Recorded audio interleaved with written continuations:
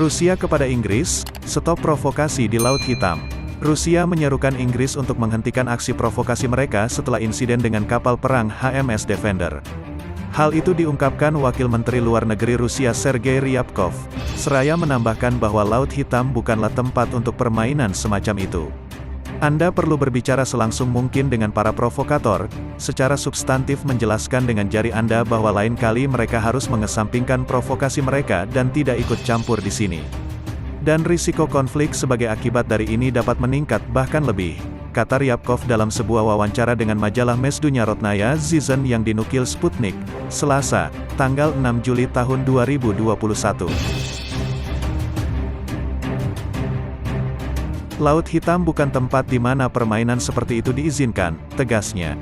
Pada tanggal 23 Juni Kementerian Pertahanan Rusia mengatakan kapal perusak Angkatan Laut Inggris HMS Defender memasuki perairan teritorial negara itu di dekat Tanjung Violen di Crimea.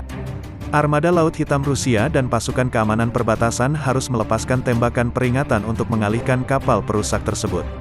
Militer juga mengerahkan pesawat tempur Su-24M untuk menjatuhkan bom di jalur HMS Defender, guna memaksa kapal perusak Inggris itu meninggalkan perairan Rusia setelah mengabaikan peringatan lain yang memerintahkannya untuk melakukannya.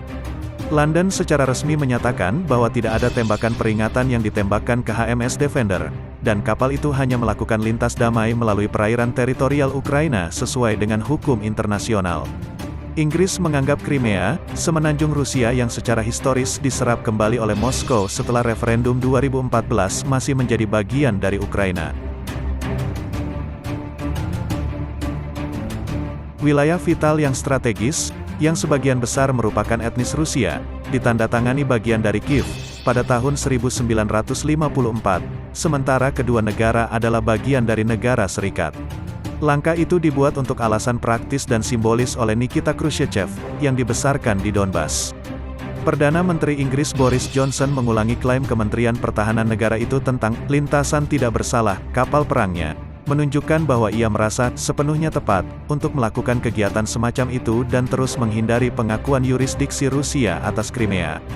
Insiden itu menandai pertama kalinya sejak Perang Dingin bahwa Moskow mengakui menggunakan peluru tajam untuk menghalangi kapal perang NATO, menggarisbawahi meningkatnya ancaman tabrakan militer di tengah ketegangan Rusia Barat.